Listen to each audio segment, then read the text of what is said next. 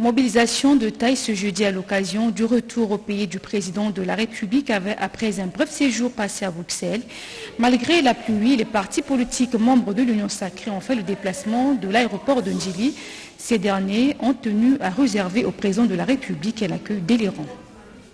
Ce jeudi 17 mars 2022, au terme d'un séjour médical en Belgique, le président de la République, Félix-Antoine Tshisekedi Tshilombo, a été accueilli en triomphe par des milliers de militants des partis politiques membres de l'Union sacrée de la Nation.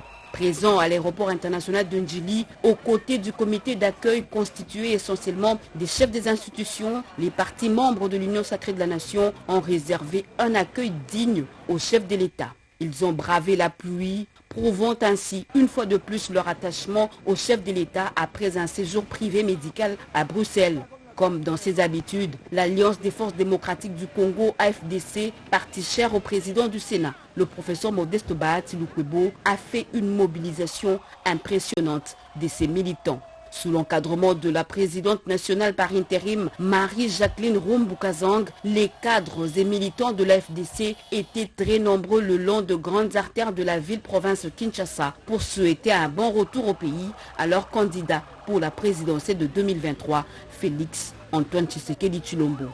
Toutes les fédérations de Kinshasa étaient mobilisées pour la circonstance. Les drapeaux rouges, blancs en main, ils ont communié avec le visionnaire de l'Union sacrée de la Nation, Félix-Antoine Tshisekedi Tshilombo. Cadres et militants de la FDC ont dit merci à l'Éternel Dieu pour avoir protégé le garant de la nation durant son séjour bruxellois et pour son retour en bonne santé au pays. Nous remercions le bon Dieu. Nous remercions le bon Dieu pourquoi? Parce qu'il a pu exaucer nos prières. Franchement, tous nous étions mobilisés comme un seul homme.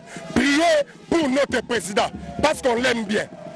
La preuve en est que sous une pluie battante, vous avez vu les jeunes gens, ils ont mis de côté leurs occupations.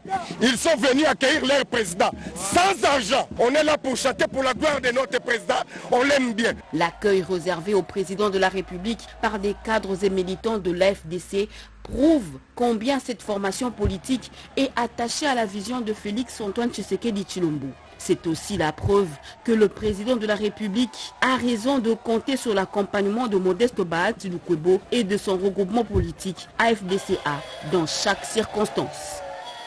Un retour au pays qui illustre bien l'attachement des Congolais, en particulier au chef de l'État, dans les lots des mouvements associatifs, partis politiques, monde des affaires, figurent également certaines entreprises privées œuvrant dans le social, à l'image des scènes de panification Pain Victoire. Calico en main, t-shirt à l'effigie du chef de l'État Félix-Antoine Tshisekedi, le temps s'est arrêté pour immortaliser l'instant de ses retours, loin d'être ordinaires. Sous la pluie, après la pluie, Pain Victoire a fait montre de son attachement aux institutions du pays, à l'ordre constitutionnel, mais aussi et surtout à la première des institutions du pays qui est le président de la République.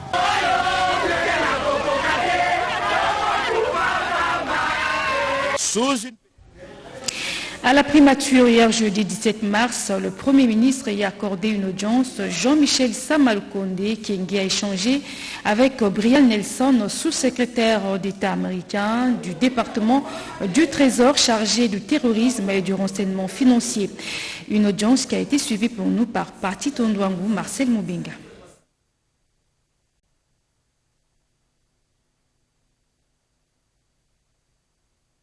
Le Premier ministre y a accordé une audience. Jean-Michel Samalukonde Kyenge a échangé avec Brian Nelson, sous-secrétaire d'État américain du département du Trésor chargé du terrorisme et du renseignement financier. Une audience qui a été suivie pour nous par Parti Tondouangou. Et le financement du terrorisme, le Premier ministre Jean-Michel Samalukonde Kyenge et les sous-secrétaires américains du département du Trésor ont évoqué les voies et moyens de travailler en synergie pour cette fin. La délégation de Brian Nelson, conduite par l'ambassadeur des États-Unis d'Amérique en République démocratique du Congo, Mike Hammer, estime qu'il faut améliorer les systèmes de renseignement financier du pays. Voilà, nous sommes venus ici pour nous entretenir avec monsieur le Premier ministre, vous parler de notre partenariat, essentiellement en ce qui concerne la lutte contre la corruption, ici en RDC, mais également dans la région. Voilà, essentiellement, nous avons parlé de notre lutte contre le terrorisme, mais également de lutte contre le blanchiment des capitaux. Essentiellement, lutter comment est-ce qu'il faut lutter contre, améliorer les renseignements financiers en RDC. Voilà, je pense que c'était un dialogue entre la partie congolaise et nous qui sommes venus des États-Unis d'Amérique, et je crois que c'est un partenariat qu'il a bien soutenu, et je crois que c'est dans le bon chemin. Pour l'homme d'État américain, le vote de la loi sur la lutte contre ces deux maux en gestation au Parlement serait salutaire et va constituer un nouveau départ dans cette lutte. Le dialogue entre les chefs du gouvernement et la délégation américaine s'est déroulé dans la convivialité, a affirmé Brian Nelson, qui parle d'un partenariat soutenu par Jean-Michel Samalukonde Kyenge et qui se trouverait sur les bonnes voies. La lutte contre la criminalité financière, sujet au cœur d'une séance de travail entre le sous-secrétaire d'État américain avec le staff de la CNRF, cellule nationale de renseignement financier. Guy Matundu. La cellule nationale de renseignement financier s'est résolument engagée dans la lutte contre le blanchiment des capitaux et le terrorisme. Elle bénéficie de l'accompagnement de plusieurs partenaires, parmi lesquels le département d'État américain. Son sous-secrétaire au Trésor apprécie les efforts fournis par cette cellule et encourage le secrétaire exécutif Adler Kisula à continuer ses efforts de lutte contre les antivaleurs. Critical fight against corruption that is really being led. Je suis ici pour d'abord féliciter l'énorme travail qui est fait par le CNRF, et comme vous le savez, nous sommes là pour soutenir cette activité, et donc nous allons nous assurer que nous ne permettrons pas à ceux qui pourront utiliser notre système financier pour financer le terrorisme. Les diplomates américains en poste à Kinshasa saluent les actions sur terrain de la CNRF. Le travail de la CNRF est essentiel dans ces projets pour combattre le blanchissement, le financement du terrorisme, et on doit soutenir les efforts de la CNRF et des autres qui faisons ce combat, parce que c'est pour le bien du peuple congolais.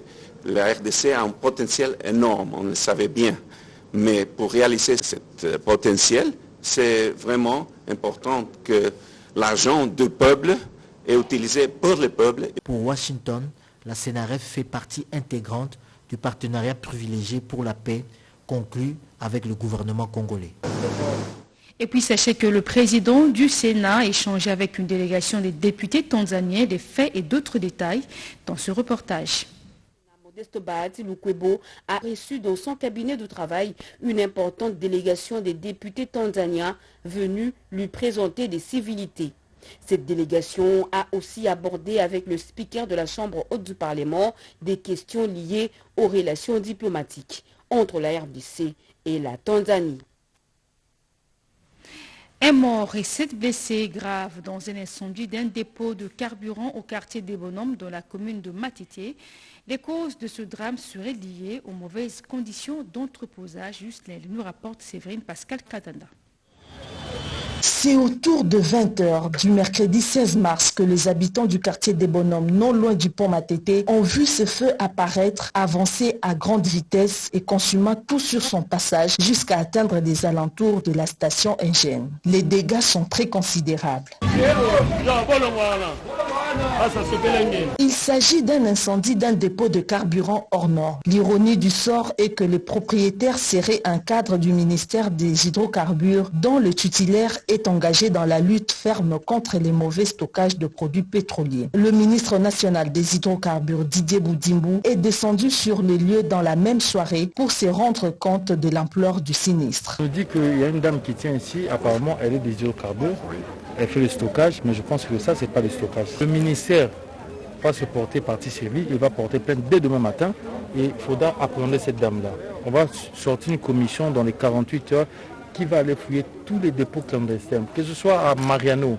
Je sais qu'on va me taper demain, on va lancer les pierres sur moi, on va dire n'importe quoi sur moi, mais ils vont fouiller, on va prendre tous les produits clandestins, on va enlever ça partout parce qu'il y a eu le problème à Maluku, il y a maintenant ici, on ne va pas continuer dans ça. Le rétablissement de responsabilités et l'identification de l'origine de l'incendie ont poussé le ministre provincial de l'Intérieur, Didier Tengetelito, à convoquer les bourgmestres de communes de Massina et Limete. Le bilan est quand même assez lourd parce que vers minuit, il y a eu quand même 8 victimes.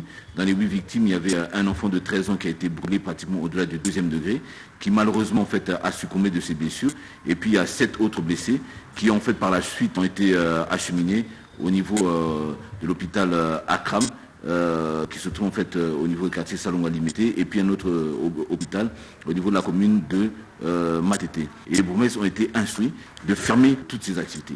Selon le ministre Didier Boudimbo, cet incendie n'est qu'une expression éloquente de la mauvaise conservation de carburant et promet de déployer une commission sur terrain pour fermer tout le dépôt de carburant clandestin. Autre fait de l'actualité, cérémonie de restitution des titres détenus par le groupe Gettler, ceci après la conclusion de l'accord entre le gouvernement de la République démocratique du Congo et Ventura de l'homme d'affaires israélien Don Gettler. La restitution a eu lieu en présence des ministres d'État en charge respectivement de la justice et du portefeuille. Kibambe Somouissa, Kazokazadi, reportage. Quelques semaines après la conclusion d'un accord entre le gouvernement de la RDC et Ventura, de l'homme d'affaires israélien Dan Gettler, le 24 février 2022, l'heure est à la phase exécutoire du dit accord avec en toile de fond la restitution des titres, permis et licences détenus par le groupe Gettler, ainsi que la signature de la documentation définitive relative à l'exécution de l'accord du 24 février dernier.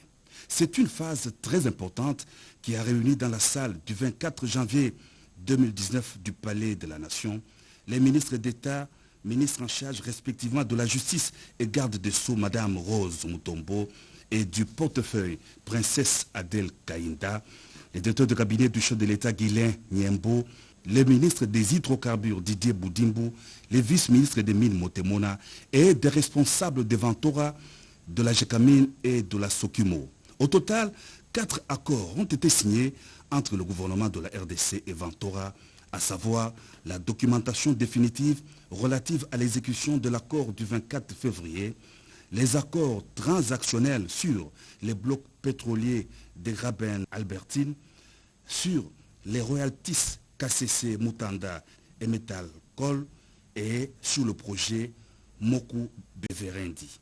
La ministre d'État en charge de la justice et garde des Sceaux circonscrit tout l'intérêt de la cérémonie de séjour. Tout est parti du 24 février passé. On a eu à signer le protocole d'accord avec Ventura. Et aujourd'hui, c'est vraiment une date historique, puisqu'il y a eu transfert des titres et permis que détenait Ventura. Et je crois que c'est l'exécution même de notre protocole d'accord qui a commencé. Nous souhaiterons vraiment que ce transfert qui a été fait porte bonheur à la République démocratique du Congo. Tout est bien qui finit bien. Henri Tongavo, représentant de Ventura, s'en réjouit. Nous avons concrétisé ce qui a été commencé le 24 février. Nous avons pratiquement transféré le titre, tout ce que nous avons détenu dans nos sociétés, que ce soit les blocs pétroliers, que ce soit le bloc le permis minier, nous les avons transférés auprès de la République démocratique du Congo par l'entremise de Madame la ministre de Justice. C'est un accord à l'amiable, tout s'est passé dans le calme et nous disons merci à tous ceux qui ont collaboré, qui ont participé afin que nous puissions aboutir à la concrétisation de ce que le président a bien voulu faire. Outre les billets à ordre obtenus, l'accord entre le gouvernement de la RDC et Ventura permettra à l'État congolais de récupérer les actifs miniers et pétroliers litigieux du groupe Gettler, évalué à plus de 2 milliards de dollars américains. À noter que ce travail est le fruit d'une commission ad hoc mise en place par le président de la République. Et maintenant, allons-y à la Commission électorale nationale indépendante où le président Denis Kadima Kazadi a clôturé hier les travaux sur la cartographie des centres d'inscription. Main dans la main, la CENI et les sommités scientifiques vont faire chemin ensemble pour une cartographie fiable. Reportage. Les échanges sur la cartographie des centres d'inscription entre la Commission électorale nationale indépendante et les sommités scientifiques entamés le 16 mars dernier au siège de la CENI se sont parfaitement déroulés. Plusieurs points ont été évoqués au cours de ces travaux, notamment la question en lien avec la disparité entre les centres d'inscription, la réduction des distances pour que la population participe de façon optimale aux élections. La clôture de cet atelier est intervenue ce jeudi 17 mars par le président de cette institution, Denis Kadima Kazadi. J'ai retenu quelques points, notamment la question de disparité entre centres d'instruction et bien entendu le besoin de réduire les distances entre les centres d'instruction pour que la population puisse participer de façon optimale. C'est bien noté. Nous avons aussi pris note de votre observation sur les données statistiques de 1984 qui ne sont pas réutilisables si nous voulons vraiment aboutir à des résultats probants. Toto Mabikou Totokani, secrétaire exécutif national, a témoigné les vifs remerciements de la CENI au corps professoral et scientifique pour leur brillante participation à cet atelier, en promettant d'intégrer dans les travaux toutes leurs suggestions. C'était vraiment une expérience louable pour la CENI. Nous croyons que toutes vos observations, critiques et surtout suggestions seront réellement intégrées. A noter que la centrale électorale, sous le leadership de Denis Kadima Kazadi, ne souhaite nullement se contenter des demi-certitudes et d'à peu près dans la mise en œuvre des opérations électorales. Sachez également que la délégation du Conseil consultatif de la SADC séjourne à Kinshasa dans le cadre de l'évaluation post- et préélectorale 2018-2023. Elle a échangé avec les chefs des confessions religieuses membres de la Commission d'intégrité et de médiation électorale, les délégations du MLC et de l'UNC sur les financements des partis politiques et la médiation, prévention, alternation des violences liées aux élections. Serge Merlimata nous en parle. Les préparatifs des élections de 2023 étaient au cœur de cette réunion d'évaluation. Poursuivant son séjour de travail à Kinshasa, le Conseil consultatif électoral de la communauté de développement de l'Afrique australe a eu tour à tour des échanges avec les parties prenantes aux élections en cours en République démocratique du Congo, dont les chefs des confessions religieuses et quelques partis politiques, les MLC et l'INC. Également, au cœur de les discussions, l'évaluation des avancées, des acquis et défis du processus électoral en cours en République démocratique du Congo, ainsi que la question relative à l'organisation des partis politiques et la place de la femme dans la vie politique. On a parlé de toutes les questions liées à la jeunesse, à la représentation des femmes, à la personne vivant avec handicap, au financement des partis politiques. Donc il y a eu plusieurs questions et ça a été vraiment un échange assez intéressant. Des préoccupations, des préparatifs en amont, qu'est-ce qui a été déjà fait.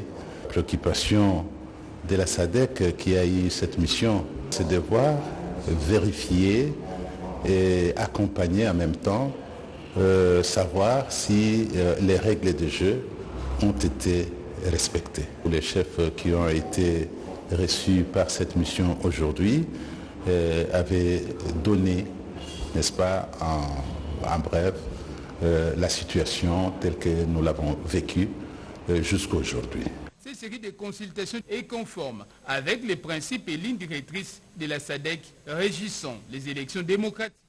Ouverture des travaux préparatoires de la conférence sur l'investissement en RDC, on en parle dans ce journal. Ces travaux ont été organisés par la Chambre de commerce du Minnesota en collaboration avec le groupe Lloyd Incorporated dans un autre tableau vers la rénovation de certains monuments datant de l'époque coloniale qui jadis faisaient l'attraction des touristes. Le ministre de la Culture et son collègue du tourisme ont visité la gare centrale. Jejoun Dibou. Dans le tout prochain jour, les Quinois verront le monument de la gare centrale rénové car il représente l'une des valeurs historiques de la RDC. C'est du moins ce que l'on peut retenir de la visite de la ministre de la Culture, Art et Patrimoine, Catherine Katongo-Furaha, qui avait à ses côtés son collègue du tourisme, Modéron Timba Matondo, à la gare centrale. La ministre de la Culture a évoqué la transversalité de la culture qui exige la préservation de tout patrimoine matériel ou immatériel, ainsi que la collaboration entre différents ministères. Pour sa part, le ministre du Tourisme a déploré les délabrements avancés de la plupart des monuments et patrimoines culturels qui pourraient attirer beaucoup de touristes, avant de préciser que plusieurs travaux de rénovation seront effectués dans le tout prochain jour avec le concours de la SCPT. Rappelons que la gare centrale de Kinshasa a été construite pendant la dernière décennie du 19e siècle et que le premier train y est arrivé de Matadi en 1898. Et dans un autre décor, il s'est ouvert à Kinshasa les travaux préparatoires de la conférence sur les investissements en RDC, travaux lancés par le directeur en charge des investissements extérieurs au ministère des Affaires étrangères et au secrétariat général à la coopération internationale, M. Pius Timbeba Kazolai. Ces assises, organisées par la Chambre de commerce du Minnesota en partenariat avec le groupe Loy Incorporated, est une occasion propice pour vendre l'image de la RDC et susciter une attraction de son marché auprès des investisseurs américains dans un partenariat voulu gagnant-gagnant. Autre fait de l'actualité, l'implication des enfants dans la gestion des déchets en milieu scolaire. Une des stratégies pour garder les écoles propres, l'association des anciens stagiaires de la JICA, en collaboration avec cette agence de développement japonaise, a réuni les élèves de quelques écoles de la capitale en vue d'échanges d'expériences sur cette question qui préoccupe l'hôtel de ville. Bobette Yenga Lissamba.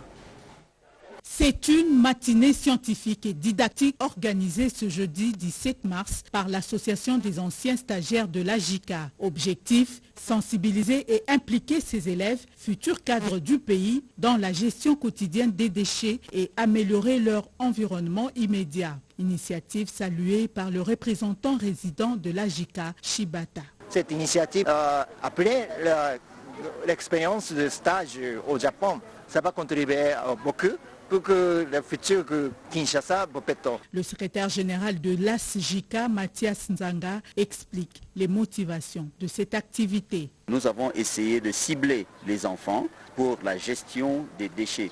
Nous sommes en train d'attendre un changement de comportement parce que nous avons estimé que la question de gestion des déchets, c'est d'abord un facteur lié à l'éducation. Les délégations de 4 écoles présentes à cette matinée d'échange ont bénéficié des bacs de poubelles, dont de l'ASJICA. Toutefois, l'Epelisanga Bokeleale demeure l'école pilote pour cette expérience. Elle a reçu des tricycles pour faciliter l'évacuation des déchets produits à l'école. Notons que la bonne gestion des déchets passera par le tri, la collecte et l'évacuation au dépôt de transfert jusqu'à la décharge finale. Par contre, la mauvaise ou la non-gestion des déchets est à la base de contamination et entraîne des catastrophes comme les inondations après la pluie.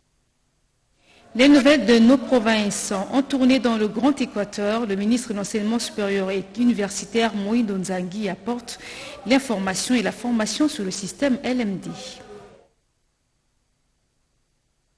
Infatigable dans sa marche pour la sensibilisation sur les systèmes LMD à travers la caravane nationale de formation et d'information sur les systèmes LMD, la ville de Kikwit est le lieu choisi pour le déroulement de ces grands ateliers pédagogiques pilotés par les experts des renommées internationales qui accompagnent les ministres de l'enseignement supérieur et universitaire Moïndo Nzangi. Présent dans l'amphithéâtre de l'université de Kikwit, l'animateur de la partie informative de cette caravane, le ministre de l'ESU, a de prime abord exprimé ses remerciements au chef de l'État qui se montre plus qu'attentionné aux questions relatives à l'enseignement supérieur et universitaire et a témoigné à plusieurs reprises ses sentiments de gratitude pour son soutien au plan d'action du gouvernement dans les secteurs qui l'animent. Pour le ministre Moïndo Nzangi, cette caravane nationale est une étape importante dans la mise en œuvre de cette grande réforme qui vient redresser notre système éducatif. Il importe de signifier qu'avant de procéder au lancement de la partie formation animée par les experts dont le professeur Kaboulé, le docteur Martin Tsaka et les conseillers scientifiques du ministre de l'Enseignement supérieur et universitaire, le ministre Moïndo Nzangi a procédé tôt le matin à une série de descentes dans les établissements de son secteur pour faire un état des lieux dans la province du Kwilu. Le ministre a débuté ses visites par l'ISP Kikwit, où il a eu des échanges avec les étudiants trouvés sur place, qui par ailleurs ont tenu à rassurer les patrons de l'enseignement supérieur et universitaire sur l'application stricte de la mesure interdisant la vente des syllabus. Pendant ce temps, le gouverneur intérimaire du Lualaba poursuit les activités en rapport avec le mois de la femme. Fifi Masuka est arrivé à Lubundi pour ce faire. Le territoire de Lubundi n'est pas resté en marge pour la célébration du mois de la femme.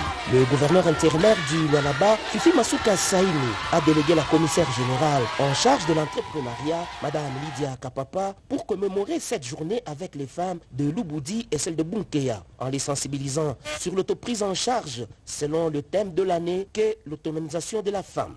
Dans la cité de Lubundi, ainsi que dans la chefferie de Bunkeya de Mwami, Godefroy Munongo, Lydia Kapapa a appelé toutes les femmes à la prise de conscience pour se prendre en charge dans tous les domaines. Le mois de la femme n'est pas synonyme de pagne, mais se remettre en cause pour l'avenir. Car dit-on, éduquer une femme, c'est éduquer toute une nation.